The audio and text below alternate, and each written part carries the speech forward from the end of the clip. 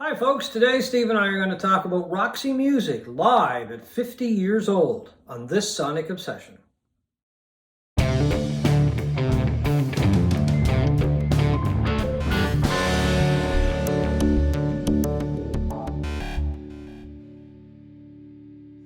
Roxy Music is touring to celebrate the 50th anniversary of the release of its first album, the groundbreaking self-titled album, Roxy Music. 1972. 1972. Steve saw them live in New York City. I saw them live in Toronto. Both of us think the shows were exceptional. But what did you think? Well, a summary. I went into it with a bit of trepidation because I've been reading online about how bad Bryan Ferry's voice has become.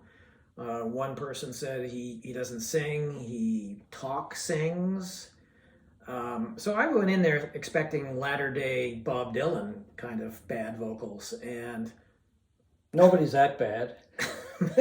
and I was blown away by the whole concert. Yeah. And there was only one song more than this. It was 15 songs into it where his voice started to falter a bit, but the rest of it, I wouldn't know it wasn't Bryan Ferry, really. Yeah, I found a couple of songs. He wasn't struggling or anything, but his voice was fading, and I think he was just, getting into the groove, trying to find his footing, and performing live with the rest of the band. And the background singers came in, and they kind of propped him up a couple of times. But I mean, that was fine. You got to expect it. The guy's what, 75, 76 years old, right? And apparently he was singing some of the songs, if not all of them, in a different key. I mean, I'm not that much of a musician that I would know the difference, really. Yeah. I mean, it sounded wonderful, and the band was fantastic. Oh, the band was incredible, yeah. I found Ferry's voice was, as I say, it wasn't as strong as it used to be. I saw him live back in 2009. He's not the same singer he was back then, but he still put on a great show. He was carrying a tune. He still has a great voice. He was carrying a tune. There was nothing other than more than this, where he was a little bit flat at times. It was absolutely excellent. Yeah, I think the telling thing for me was the smile on his face.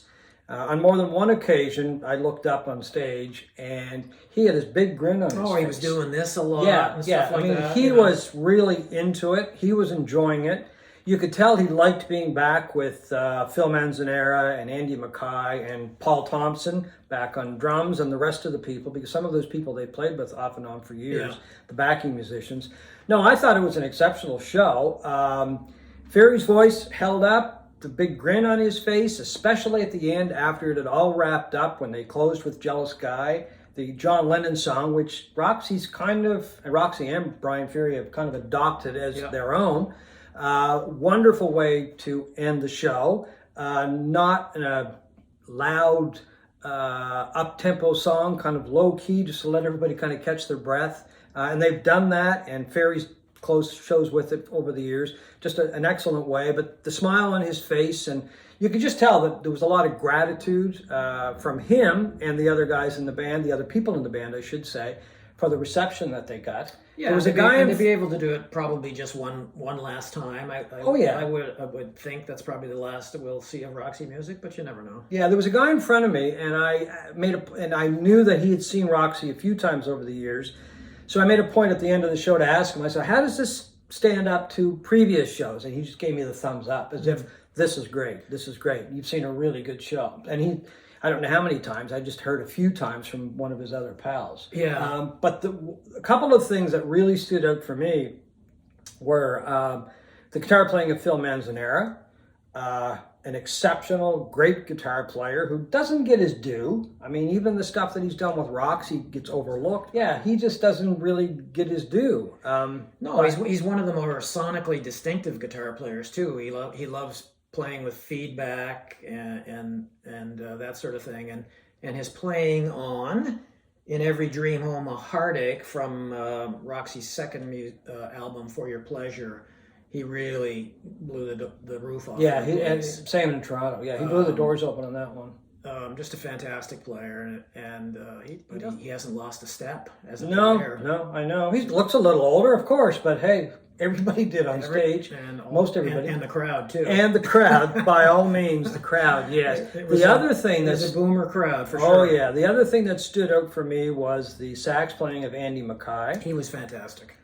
I have noticed, I noticed in a couple of shows, videos that I saw, that he kind of, well, he didn't take a back seat, but he kind of held off and let other people do some of the sax playing.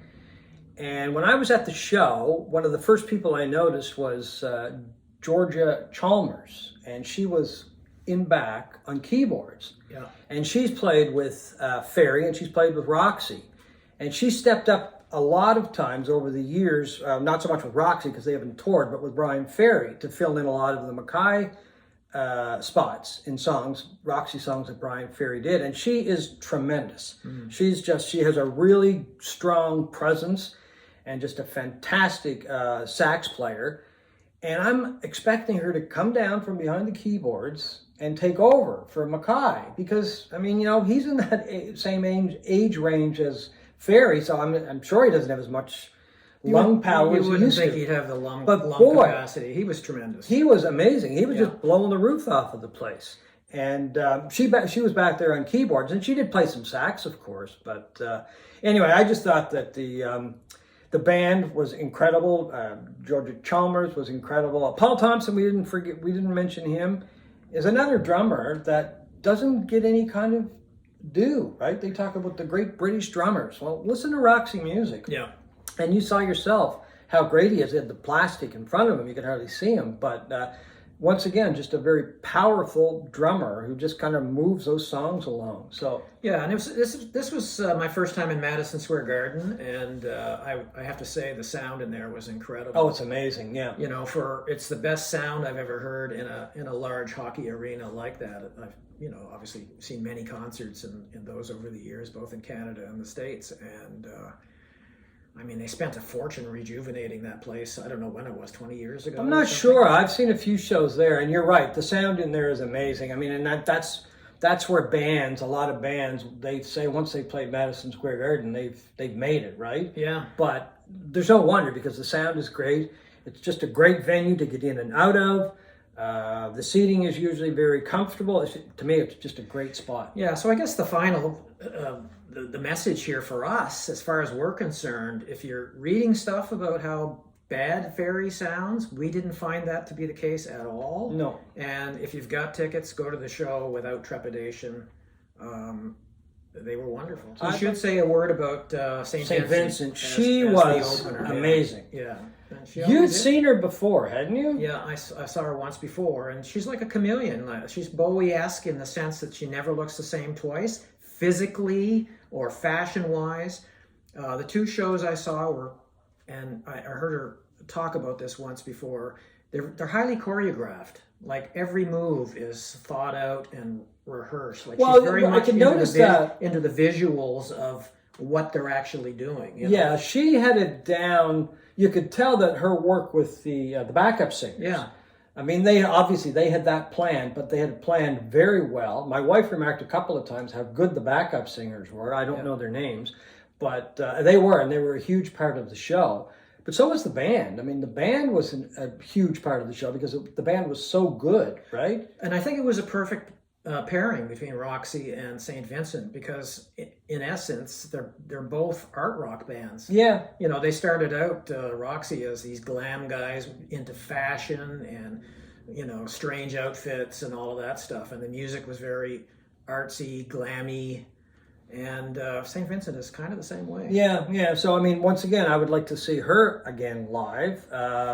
She did a pretty good long set, like 45-minute set. She started right at 8 o'clock, and it was about 8:45 or 20 to 9, something like that. She was over. Boy, she was fantastic. I wished I had gone to see her when she played here in Halifax a few years ago. Maybe she'll come back someday. And the album that she was touring for, Daddy's Home, is a really good album. Yeah, that's an incredible album. I didn't have it. I went and picked it up after the show. Yeah. Really enjoyed it. So anyway, Roxy Music, 2 thumbs up from both of us, and St. Vincent, 2 thumbs up. I gotta say, she might be, and I've been racking my brain to try to think of somebody that was better, might be the best opening act I've ever seen for a major act. Yeah, I mean, she's right up there. Yeah, she is. She's very good because obviously she can just stand on her own. But anyway, so that's it for Roxy Music and St. Vincent. But you have something else you want to share with us? Yeah, one of our earlier videos this year, I marveled and complained about the fact that there is no Steely Dan has not been undergone a major reissue on vinyl yet.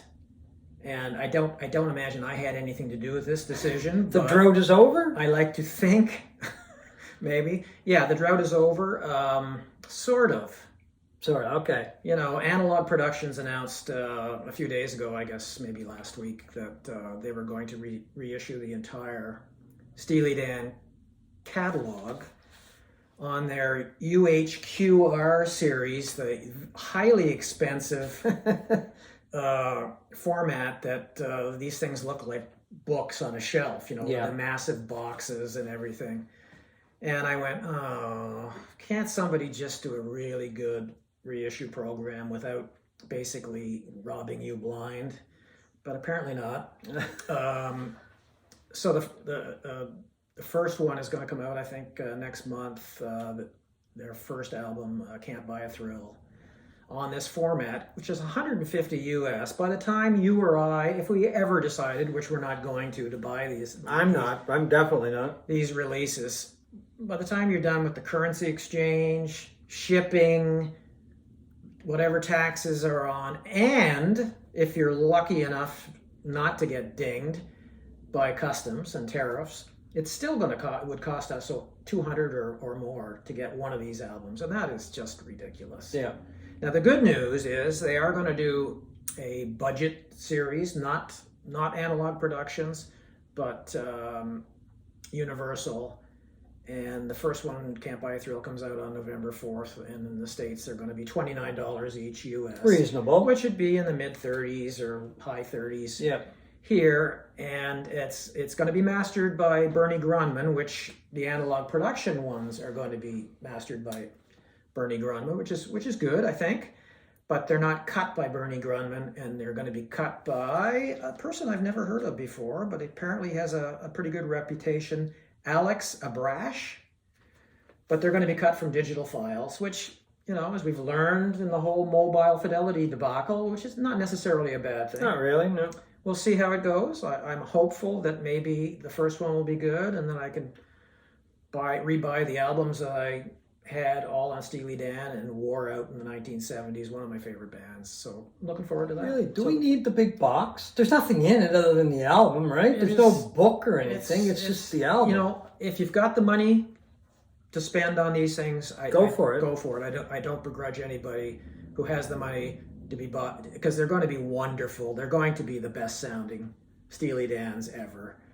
But you know, a couple of retired schlubs like us. Well, I might save my money and go see Roxy. They're doing a couple of dates in Europe in October, November, I think. I'm not quite. I think it's October. So anyway, I'll save my pennies. Before we go, I have a little presentation to make to you. A little memento from the Roxy Music Tour. Pour moi? For you, yes, for you. It is we got these really good seats. We had a couple of benefits with the seats, including a little package that they gave us as we entered the Scotiabank Center. Yeah. And anyway, we got a couple, and my wife, we figured we only needed one in the household. So I thought I would save and give it to you. So you can put it somewhere to remember Roxy music. So you're giving me So Mary's actually giving me this. Well, I guess, yes. So right. that's a nice little thing. I'm using mine as a bookmark. Yeah, it's like a laminate, right? Yeah. I kept the laminate on the lanyard.